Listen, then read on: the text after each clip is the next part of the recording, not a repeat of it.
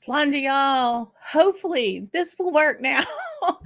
Hi, everyone. Thanks for being here. Thanks for the patience. I hope everyone who tried to join on that first live is making their way to this new, improved, and technically accurate one. So great to see everyone. And thank you for being here on this special time in the afternoon. If ever there was a day to start day drinking after the technical problems we've had, now is the time. So I want to thank everybody for being here. I'm so super excited for this show and to kind of have a blooper off the front end. Wasn't real fun, but you know what? You just let it roll and just keep going, right? Want to say hello. I've missed so many folks. I know this is a crazy time. Normally we're on at 8 p.m. on Tuesday nights, but we have so many wonderful people I want to talk to over in Scotland, and this gentleman is one I've wanted to have on so very long, but did not have the heart to ask him to be up at 2 a.m. to speak with us. So this is a perfect time slot to get our friends over in the UK and in Europe, those folks that are a little further east of us across a large body of water, to come in and be part of the conversation and be part of Scotch on the Bayou Live. So yay, I want to see everybody. Molasses made it back. Thank you, friend. And Pete Head Frank, I'm so glad you're here. Yay. Wonderful. Too Slow, you found us as well. Thank you so much. Mark JG, who knows what it's like to be at this man's distillery. I know. Rob, great to see you, friend. Thanks for coming back and figuring out where we back were. Andrew, you too. Lovely. I love that you're back in. It's great. This is a better time for you, right? It's a little bit better.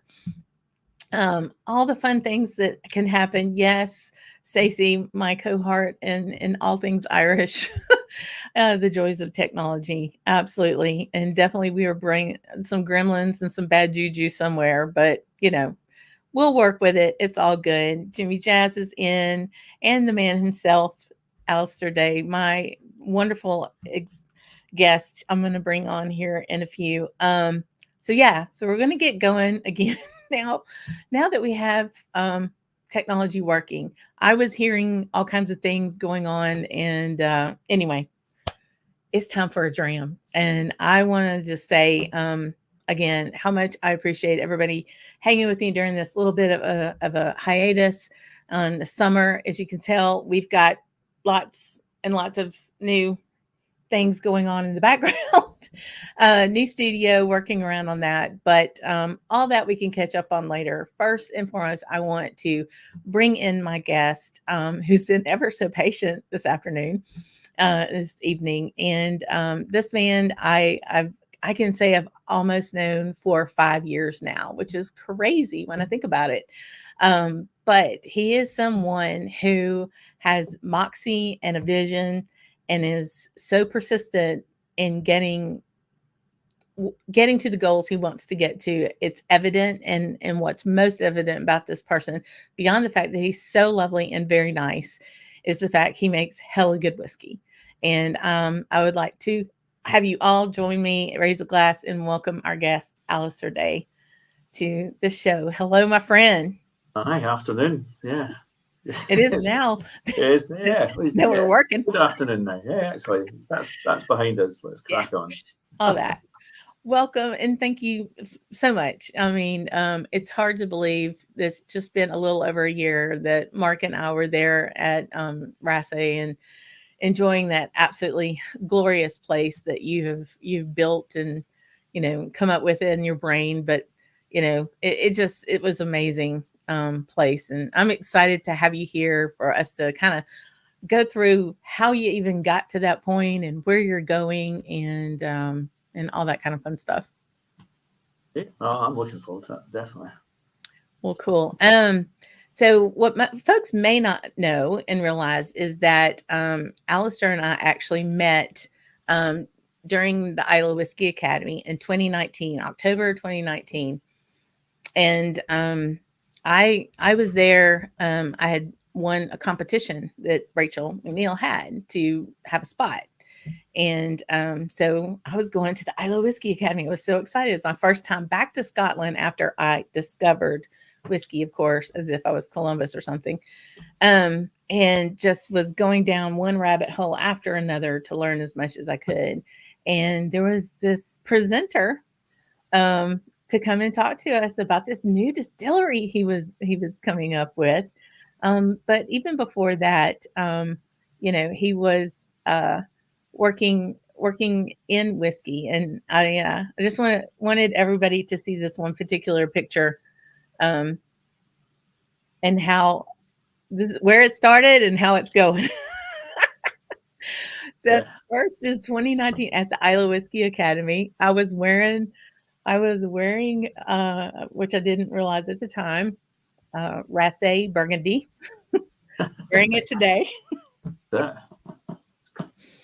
Yeah, I mean, it's amazing, isn't it? Really, I mean, it was amazing to be invited by Rachel to talk, and obviously we'd been started distilling in 2017, so been distilling for a couple of years by the time we met, and I was talking about the distillery, but clearly nobody really knew about us or what we were doing. So yeah, it's an honour to be able to talk to you in the group, and yeah, it's funny how we just swapped colours when you came to Raasay.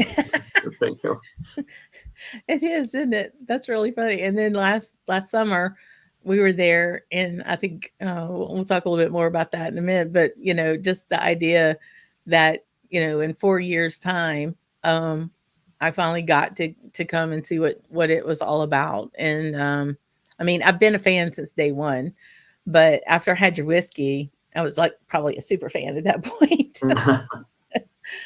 Oh, that's awesome. But yeah, so going back to that time, I mean, you came. What really made a big impact on me when you came and spoke at Isle of Whiskey Academy was you were talking about how you got started and how you got started in blending. And tell me more about that.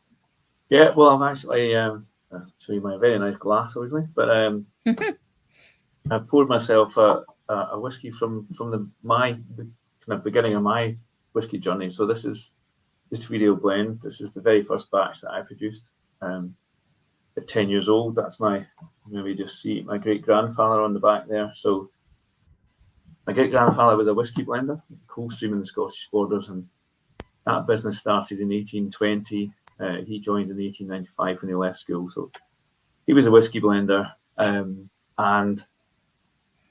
long story short, that business kind of wound up around about Second World War, and years later I inherited. So 2009 I inherited his cellar book, and cellar book's got all the blends that the company made from 1899 to 1916. So in 2009 I decided to go through the book and recreate, at least if I could, one of the whiskies from the book, and I was able to, and that was the Tweedale. And this bottle obviously was 2010, and that's when it launched, May 2010. What's left, what I have left of batch one, anyway.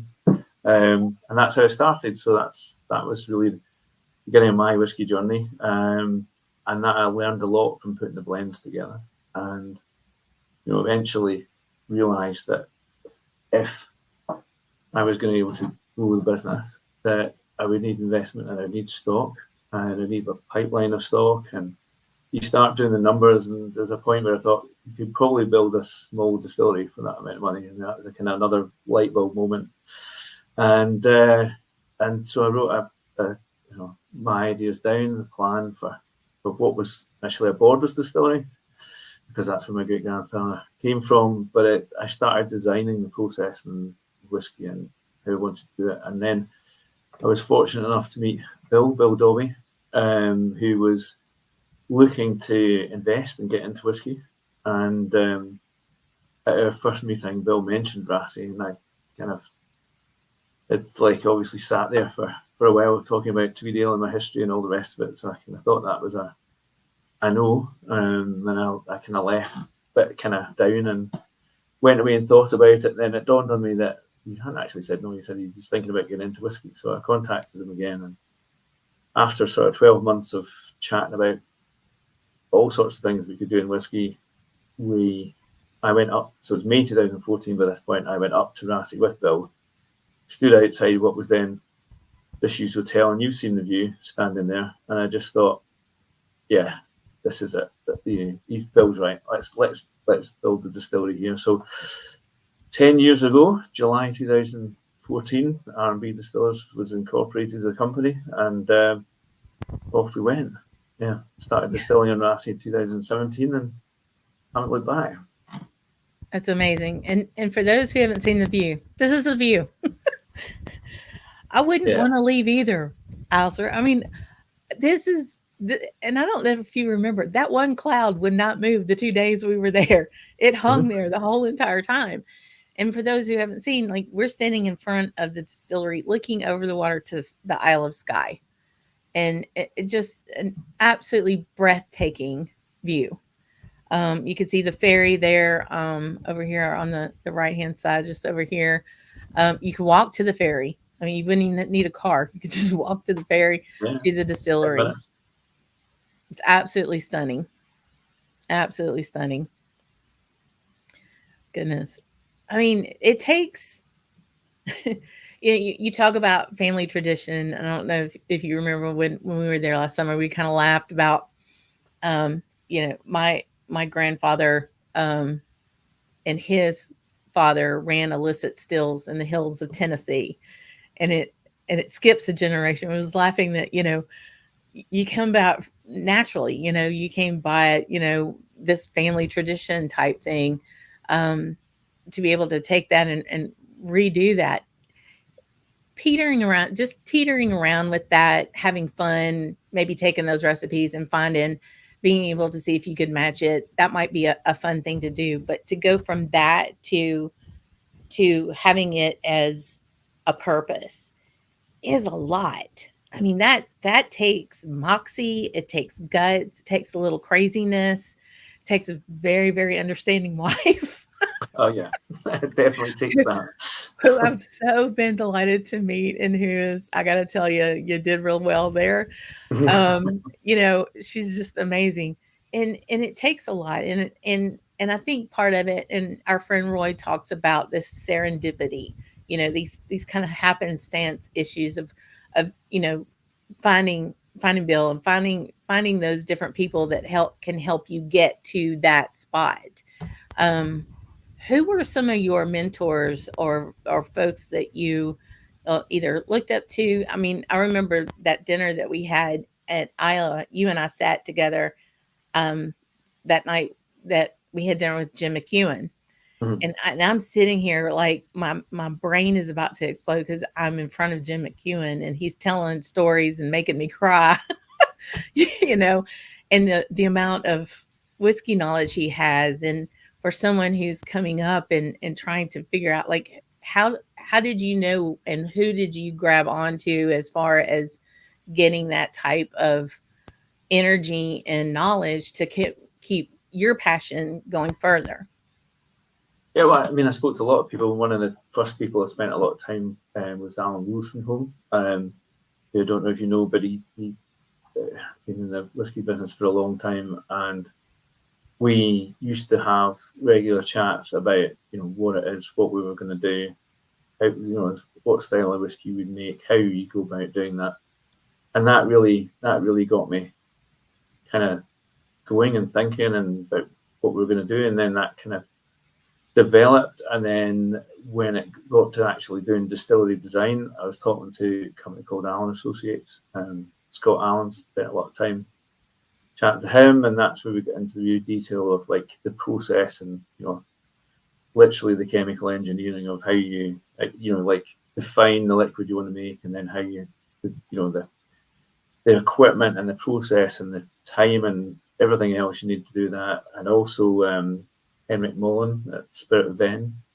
spent a bit of time with Henrik, and he's great. I mean, he's like a chemist by trade, but he's got his own distilleries, accommodation. He's like really on it. So a lot of the kind of discussions around wood and our oak policy kind of came out of those discussions. So they were the people I was talking to. But I think, to be honest, I was very much coming at it from a blender's perspective rather than the distillers.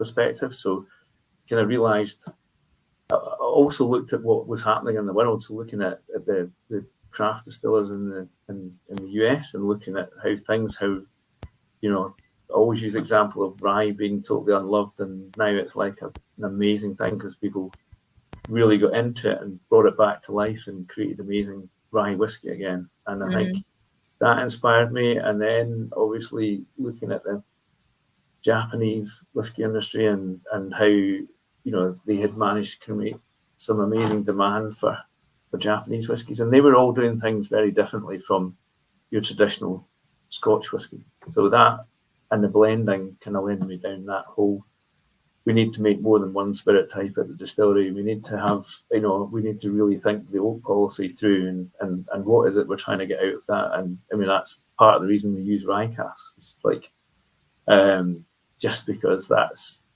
to me, was just like a really cool thing that was happening. And at the same time, it gives us more of that black peppery spice in our single malt. And it, the one thing about blending is you need complexity and depth, but ultimately you need balance. So you have to create the complexity and you have to create the depth, but then somehow you've got to balance it in the end. And that's the blending. That's the beauty of blending, is that it's, I guess the skill is balancing all of the flavours. And we also knew that we were going to release a young whiskey. So, in Scotland, if you think about it, we started doing the initial designs for the distillery. There were only 90 seal only, but there was 90 single malt distilleries in Scotland. They're getting close to, must be near 150 in Scotland now. And wow. There hadn't really been any kind of fresh thinking. Obviously, you had Aaron and Coleman.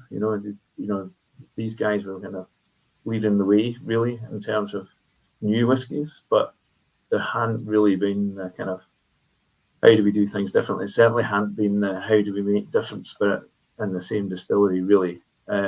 Exception of Loch Lomond, who'd been doing it for a while. But that kind of, that inspires you as well. You look at a distillery like Loch Lomond, you can see how many different styles of whiskey you make. It's like, you've got to be able to do that. Yeah. Well, and I found it very interesting, getting into your spirit at Raasay and the different, and like one of the last shows I did was about the cool kids club, is what I called you, the new kids on the block. The type or the quality of the spirit that's coming off of the still, to me, is light years, and does not exactly, absolutely does not only rely on a cask to give that whiskey some flavor. There's flavor straight out of that still, and it's purposeful. It's not just happenstance, right? And I think that, and I think it would be a good segue to go into that first, that initial offering that you have of your, I guess you could say core range, but your signature single malt, your signature single malt. Thank you for that. But the fact that it is layer upon layer of taste, and this is, I have it here. So explain to us about this. Yeah, so that's absolutely it, summed up in a nice little graphic there. So we do 6 months of unpeated barley and 6 months of peated barley. It's all matured separately. We also don't have different tanks for peated and unpeated spirit, so we bleed everything through, so we kind of have an intermediate spirit as well. But we fill 6 casks a day, so we don't fill a big vatting tank and wait till the end of the week and fill a whole lot of casks. We fill as we go. So that means that we, from a provenance, traceability, whatever you want to call it, point of view, we're down to like 3 casks from each batch, 6 casks a shift. It's all recorded that way. So spirit's matured separately. So that's, you got peated and unpeated spirit, and then you got the 3 different cask types. So X-rye and barrels, Chinkman oak, Quercus Muhlenbergi. These are fresh casks. The timber's air dried for 36 months, so 3 years before we make the cask. That's part of our specification. Then a high toast and a high char, and so they're fresh, no previous contents in those. And then our ex-Bordeaux red wine cask. So French oak with 3 vintages of Bordeaux wine. It's all left bank. It's all mostly from the Margaux region, the chateaus there. So the Cabernet Sauvignon, prominent grape. It's a lot more tannins, a lot heavier, and really all of that is to get to the, in simple terms, we're trying to get lightly peated with dark fruit. That's what we're going for. So we do different fermentation times. We do 3-day and 5-day fermentations. We use distillers yeast, but we also use a champagne yeast. So these are all the things that we're doing to create this kind of complexity and depth. And then, we've got cooling jackets in the washbacks, so we can stop the fermentation at different temperatures. We've got cooling jacket on the liner of the wash still, so we can create heavier or lighter low wines. And that all just, if you can imagine all of that matures separately, and then after maturation, we bring it together and revat it. And that's the, that's back to that whole kind of idea of having a recipe and creating complexity and depth, and then balancing it all before bottling. Complexity and depth, and then balancing it all. That is a lot of moving parts. I mean, when you think about all the variables that go into that, yeah. And that is so right out of your book of being a blender, right? Yeah, absolutely. So out of your book of being a blender. Yeah. And yeah. I think that's it. I mean, the whole idea of having that is we knew we were going to release 3, 4, 5-year-old whiskey, in Scotland, a single malt Scotch whiskey, and it wasn't like, it's only now that there's new distilleries that's becoming more kind of acceptable, for want of a better phrase. I mean, the problem is, had we set up a traditional single malt distillery, made one type of new make spirit, used refill bourbon barrels, we would have to wait 10, 12 years. You can't bottle that at 3 years old. It's just not, well, we could, it just, it wouldn't, it's not what we were looking for. It's that I don't think it would be, you've got to wait 10, 12 years. That's the model. That's how it works. So I think I always say I had the honor of being handed a blank sheet of paper and was able to design the distillery from scratch. Now, 200-year-old distilleries have developed over time, not necessarily designed to do a specific job or several different jobs. So I think that was a real privilege to be in that position and be able to design it from scratch. Same with the oak policy. That was designed from scratch as well. Same as the what? Our oak policy, I mean, that was all designed, it's all laid out. I mean, it's so do you know what a gobstopper is? The candy? Yeah. It's just like one layer, and once you get past that, you get to another layer, and then get to another layer. That's what I liken the Nicaea. Is that how you say it? Nicaea? Yeah, Nicaea. So the Nicaea in Gaelic is just the 6, and it refers to the 6 casks. And the 3 unpeated, the 3 peated of the 3 different casks. It to me, it does have a funk to it, which I absolutely adore, because I'm all about a Campbeltown funk, which we'll come to in a little bit. But and I know that I had the inaugural release in a blind that Gregor had sent me that we did live on the show, and I swore that was Campbeltown because it had that funk, and I absolutely lost my mind over that dram. And I still have a wee little bit. And when we were there this last summer at the Art Shield, I had a hell of a pour of it, because I was like, I want more of that inaugural to like make it go into my brain about how it tasted. But it does. And this has this, on the peated part of it, it is more of just this smoky kind of campfire to me, rather than an earthen peat. Yeah, it's a kind of fragrant wood smoke. It's Highland peat, and it's much more kind of aromatic smoke. Yeah, aromatic is a really good. It's almost perfumey. Yeah. It's lovely, absolutely lovely. So we have that, and then we have a couple of the other two that I have. I know the one I was showing. This is one I've been drinking ahead of time. Does this tell anybody what to think about this bottle? That poor little wee dram of that's left in it. Thankfully, I have a backup of this, and it is this was the let's talk about your hardware for Raasay, okay? This was the Scottish Whiskey Distillery of the Year for 2022, and I'll share this while we're talking about all the hardware and the awards you've been getting.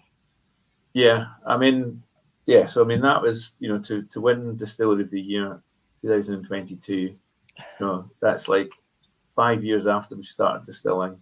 It just we were just blown away, to be honest, and it was amazing. And that's why we thought really we were going to do something to celebrate. Well, we did celebrate a lot, but after we stopped celebrating, like, let's do something to celebrate the fact that we're Distillery of the Year. And so we did that bottling. So it was matured in Four Roses bourbon cask, first maturation, and then a second maturation in fresh Quercus Humboldti, which is Colombian oak from the Andes Mountains in Colombia.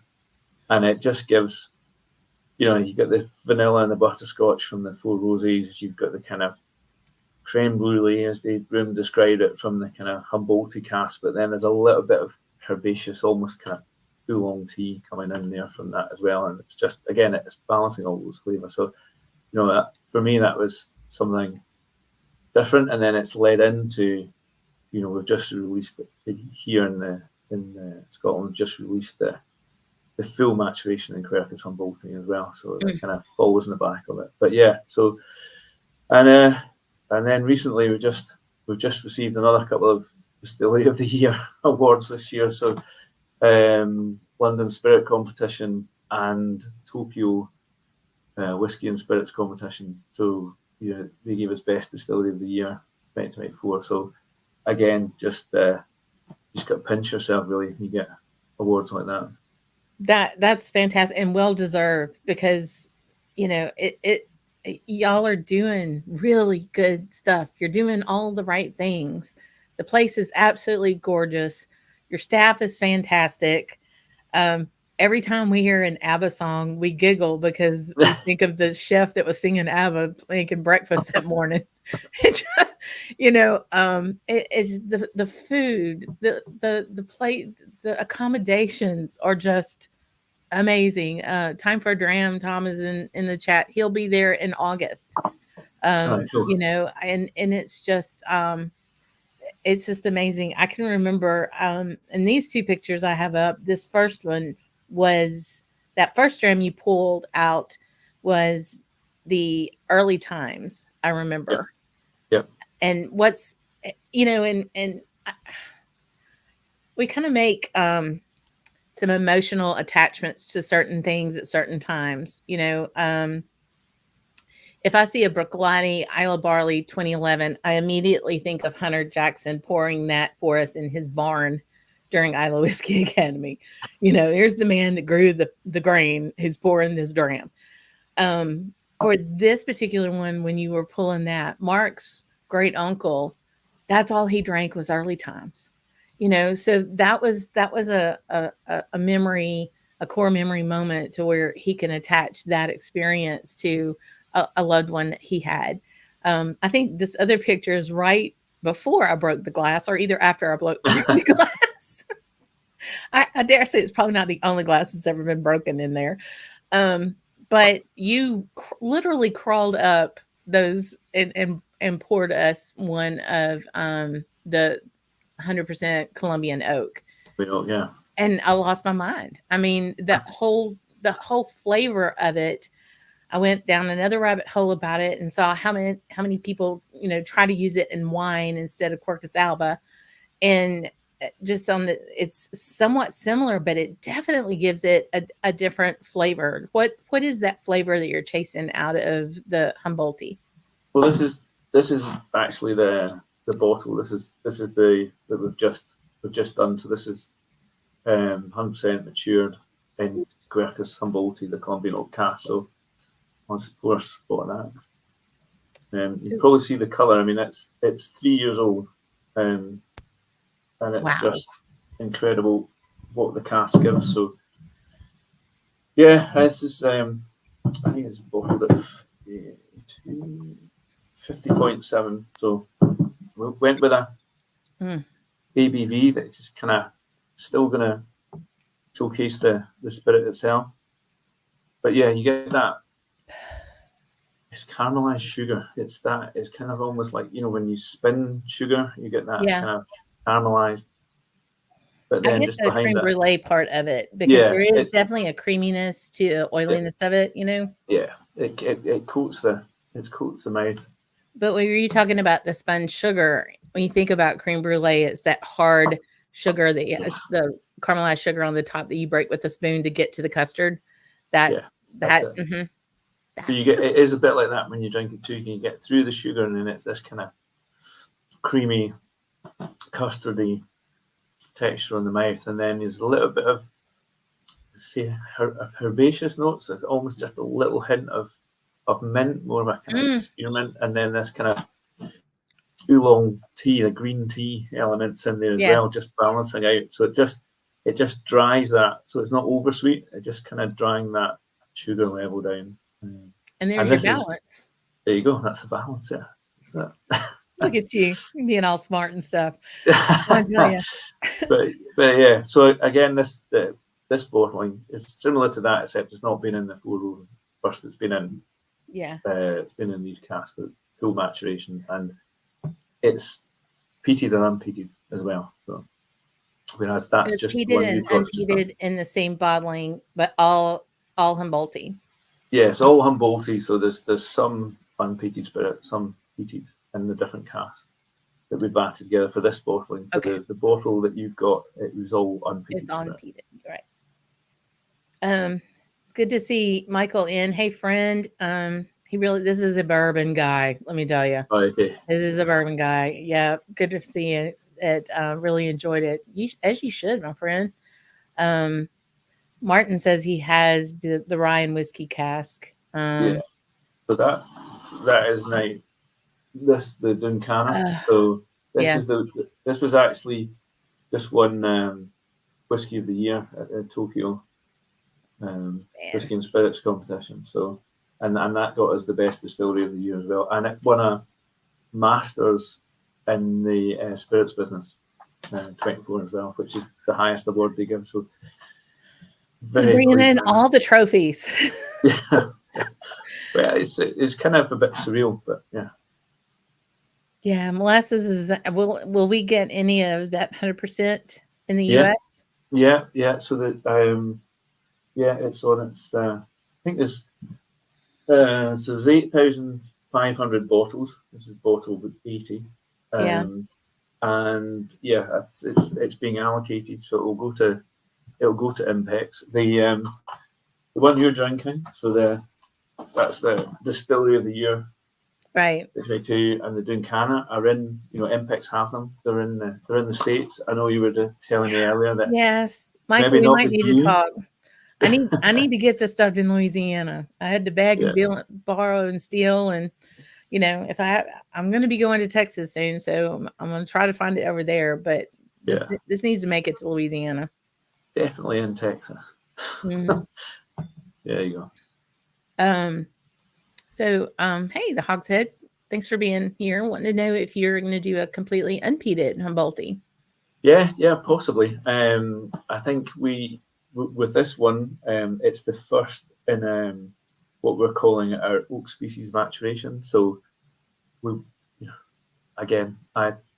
my degree was in botany, so I confess that now. But I'm just fascinated about different oak species and the flavor impact that different species has to the maturation. And that's really why the Humboldty. I mean, obviously we've already used chinkapin as part of a recipe, and we're just releasing a bottling of the Nicaea. So it's single cask bottlings of each of the component parts. So we've just released the 3, unpeated X-Rye, unpeated chinkapin, unpeated X Bordeaux. Oh wow! It's been bottled again. They're going out around the world. They are single cask, so each market is getting different single cask, so look for the cask numbers. So we're doing that, and it may be that we do an unpeated unbolted release as well. But we want to talk about the oak species. I mean, it's amazing. It amazes me. There's like 600 species of oak in the world. There's 500 species of oak in the Northern Hemisphere, and in Scotland we use 3 species of oak traditionally. So, we're using 5 species of oak at Raasay. So, yeah, we need to work. I'm not saying we'll get to 600, but we'll work towards it. And I'm sure all of them are not good. So you've just recently announced an age statement, on one, and then you're going to be looking at doing that at 5-year increments. Yeah. So the Nasir, it all really started in COVID. So COVID hit before we had bottled any single malt, and we were just kind of like, what do we do? We haven't got a single malt that we can send out to people and do tastings on. And then we realised what we did have is we had 6 different cask types. So you had 3 different cask types, 2 different spirit types. So we started sending out 6 samples to people and doing virtual tastings and talking about the different peated and unpeated spirit. So that, if you like, deconstructed our single malt. So obviously you've got our signature single malt, which you were drinking earlier, broken down into its component parts, and people just seem to be really interested in that, and the Chinkapin really, really grabs people's attention. So we were thinking about that, so we thought, well, why don't we ring fence a parcel of stock where we can go, well, this is it at this stage, this is it at this stage, etc., etc. So that was the kind of idea. So it came out of, we do want to deconstruct it, so we want people to understand what the component parts are, the fact that we're vatting it together to make the single malt. And that's where we came up with doing a series of releases from the same parcel of whiskey. So the one that's going out this year, so it's unpeated first, back end of the year peated, 5 years young. We didn't want to say old, we just thought young was kind of a better reference. We used the word 5 again, just to kind of lead into it. But then there'll be a 7, a 9, and an 11. So by 3030, we'll see what everybody thinks, because they're all going to evolve differently. I think that's the interesting thing. You can follow it from 5 to 11 years. Oh, sure.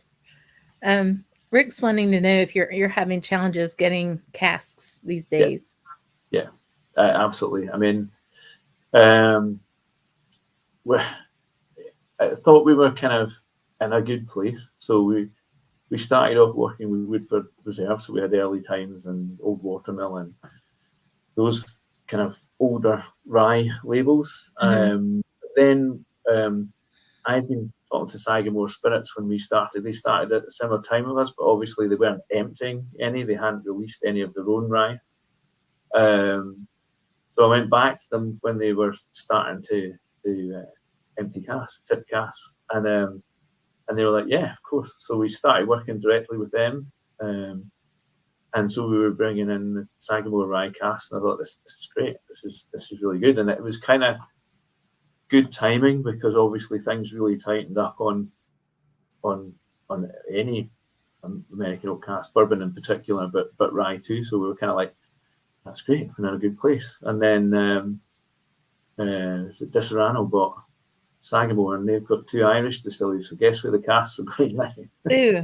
So yeah, that's a bit of a hiccup. But we've got some from some rye casks from Jim Beam recently, and we're talking to a number of other distilleries. I think obviously for us, the provenance of knowing where the casks are, what they've been used, what's been in before, and being able to tell our customers exactly that. So for every release, for every bottling we do, you go onto our website, there's a release facts for every bottling. If you go into that, it will tell you how many casks, what distilleries, what the cut points are, when the casks were filled, when it was, so you can, everything's there, what the yeast was, what the barley varieties are. It's there for every bottling. So, that's where we want to be. So, yeah, we've got a bit of work to do that on rye, and obviously Chinkapin oak, that they're made to our specifications, and when you've got one of your specifications is 36 months air drying, you kind of have to be a bit ahead of the curve, and we're working folk to do that. So we've managed to maintain that. So, but it's been No, tight. those from the States, the Chinkapin. Yeah, Chinkapin is it's very much Cooper. Us. Yeah, no, definitely. It's all Cooper. The barrels are all made in the US and shipped from there to Raasay. Okay. Gosh. Wow. Yeah. Man, that's crazy.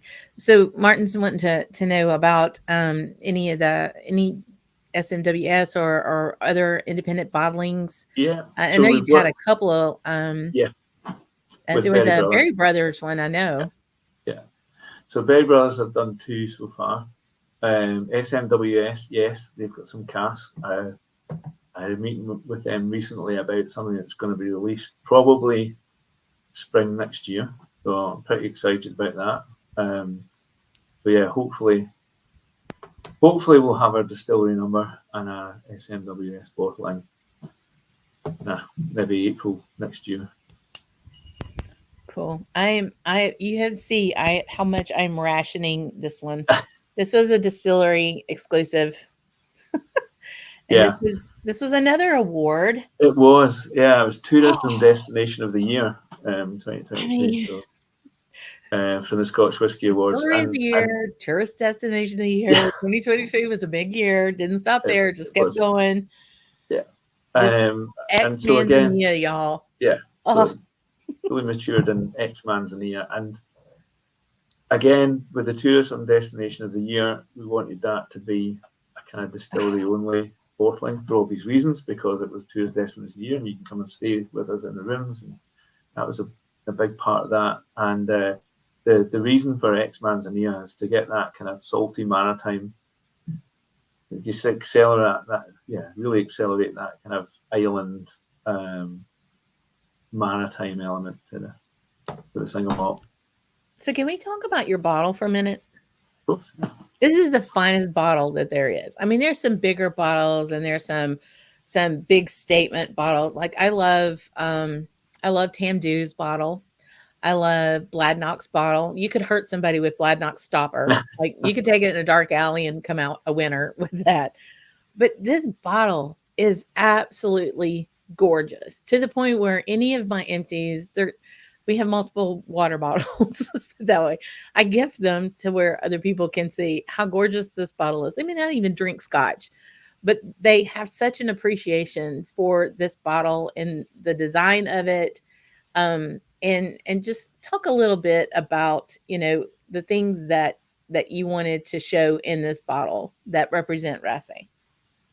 Yeah. So, I mean, we got our own well on site, and one of the things we really wanted to talk about was the geology of Raasay and how that geology influences the water. And I know there's a lot of discussion about water and whiskey, and the fact of it is even if you use that water for mashing and fermentation, and you use it for cooling as well, you distill out the water. That's what you do. You're separating the alcohol in the water. But we use the same water from the well for cask production, and we use it for bottling. So we're kind of adding back in some of that minerality from our water, and really wanted to talk about that. And obviously, where the distillery is built on Jurassic sandstone, which is very fortunate for us because it's porous and it's like a big sponge. And the well goes down 60 meters below the distillery, and we've got our own aquifer, and we're very fortunate. But everything around the distillery is volcanic rock. So you've got basalt and granite.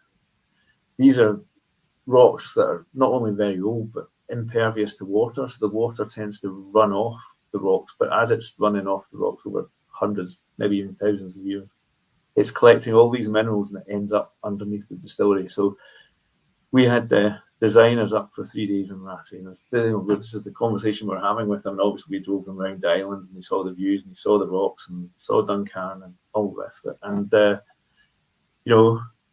we're kind of after 3 days. Well, hopefully they've got it and they've got the brief. And next thing was they were like, the kind of phone went. They said, "Now we've got this idea. We're going to send you some modeling clay." I'm like, okay, modeling clay, right? All right. Play-Doh, yay. It's like, okay.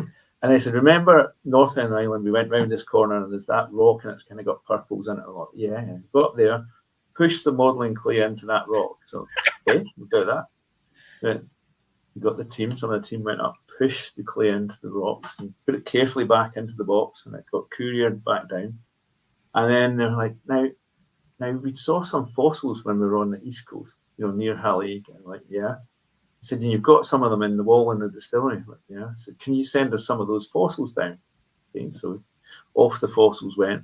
And again, if you look on our website, you can see the modelling clay, and then they literally push the fossils into the modelling clay. So the texture of the glass is literally from the rocks. Yeah. Okay. And then you've got the fossils pushing in. And I think, the bit that always gets me is that they've managed to put this particular fossil so that it's in the right place. It is. Yeah. It is. The thumb on one and your hand on the other is perfect to pour that way. Yeah. Look how smart there you go. are. Well, I mean, if you aren't a member of the Solange Club, to sign up on their website, it's very well done. Your advertising was well done. It's nice to see women in your advertising, because we drink whiskey. So hats off to that. Rob was wanting to know how the best way to get to the distillery as soon as possible is the first thing. As soon as possible. Okay, but just go to Skye, and then you take a really pretty quick ferry.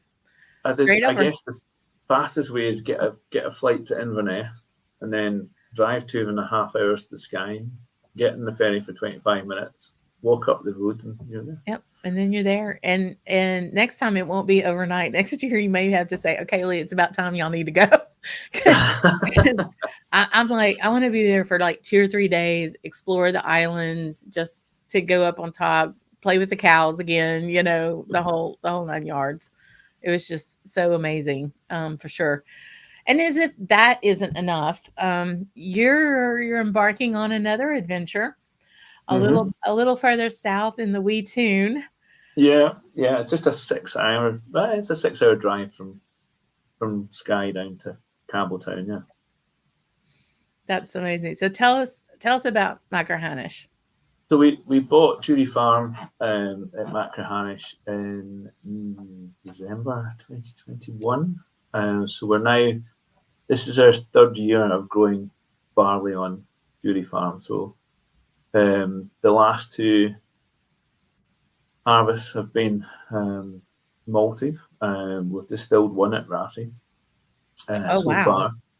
Our neighbours, the Grahams, Westback Farm, so they're literally where our field stop, their start. They've been growing 90 tons of barley for us the last 2 years, and they're growing barley again this year. That at the minute is all going to Raasay, but the idea is that clearly the one thing we learned from Raasay, we grew barley on Raasay for 3 years, and there's no infrastructure there for, I think Dingwall's the nearest place anybody actually grows barley to Raasay, and that's nearly enough on the East Coast. So beyond the fact that you went and got a combine. Yeah, from Orkney. Yeah, well, we had to. I didn't want to leave it in the field. We had to harvest it. So, yeah. So that's probably a story in itself. But yeah, so what we're trying to do is over these years until Machrihanish Distillery is built, is get the infrastructure in place, get the barley growing. It's been distilled at Raasay so far, but ultimately we're going to need 1,000 tons of malted barley a year from Machrihanish, and I think I can quite happily see 300 tons of that being grown in Campbeltown where we are now, and then hopefully for some of the dairy farmers down there, they can see that it's a fit, and hopefully we'll grow more of the barley that we need. Okay, wow. So you've got all your permits are all approved. We have now, yeah. So we got planning permission this year. It took a while.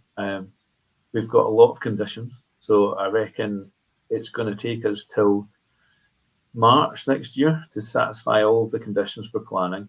But then I sincerely hope that middle end of March, maybe beginning of April, we break ground at Macrahanish. And if we manage to do that next year, we might be distilling by the end of 2026, and we might have single malt by 2029, 2030. So could tie in very nicely with the 11-year-old Nicaea. There you go.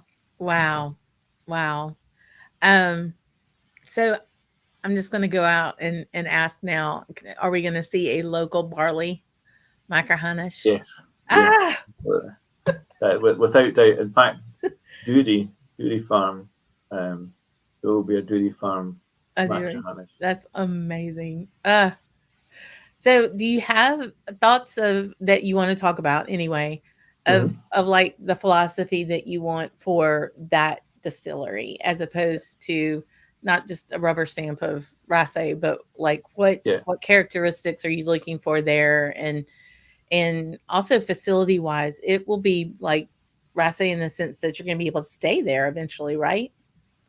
Yeah, potentially. I think at the minute we're focusing entirely on getting the distillery built. You know, That's kind of the main point. Yeah, that's kind of why it exists. And you know, obviously, we started distilling in 2017 in Raasay, and we opened the accommodation in the business centre in January 2018. And lo and behold, in 2020, when we released our single malt, that's when people want to come. You know, so I think we know that, and so really the focus is let's get distilling Campbeltown as soon as we can. So in terms of the style, we're taking a very similar approach to Raasay in that it's my second blank sheet paper. So we're starting, again, hugely honoured and privileged to be able to do it, but we're starting from scratch, designing a process and designing an oak policy. It will be different from Raasay. It will be predominantly unpeated, predominantly sherry matured. In Spanish oak, we're already working with cooperage air drying Quercus roba from the north of Spain, seasoning it with sherry for 18 months. That's the plan. So that's happening already. Oh, wow. And yeah, so we want to produce a Campbeltown style. And I guess that's where you start with what is a Campbeltown style. So I guess there's three things for me that are important to the Campbeltown single malt we want to make. And one is cloudy wort. So we've got to make sure we make cloudy wort. Raasay is a very, very clear wort. So this is completely different in that respect. Totally different. Yeah. I think the 3 and 5 day fermentations, I think we want to do that. I think that's important. I think it gives you different styles of wash. And then I think we're going to have small dumpy onion kind of stills. So yeah, we're going to do that, I think. So instead of having, we're at the minute we're planning a 2.5 ton mash that would give us 12,500 litres of wash. So rather than having a 12,500 litre wash still, plan is to have 2 6,250 litre wash stills, so just a little bit bigger than the wash still at that. And then 2 spirit stills, so there'll be 2 years of stills, yeah. But again, a bit like Raasay, to run them, so different configuration of line arms for the 2, but run them simultaneously to basically produce 2 types of new make spirit at the same time. Wow. Okay. But mature them separately. So kind of you can see the things, you can see the threads that are the thought process that are the same, but then doing it in a way that it creates a whiskey from the region. So yeah. That sounds so cool. I mean, like in my mind, I'm like plotting that out in my head of how it's going to look, having seen your rendering, that's on the site. And just so are the stills going to be the Italian ones like you have, or we haven't, possibly not. They might be. We haven't gone to tender yet. As I say, we're going to break ground hopefully March, April next year. So, but having said that, from what I can gather, there's still about a 2-year lead time with some still manufacturers. So you get there. Yeah, but that kind of means an order soon, doesn't it? So yeah. So, but anyway, that'll be all tendered in definitely by the end of this year.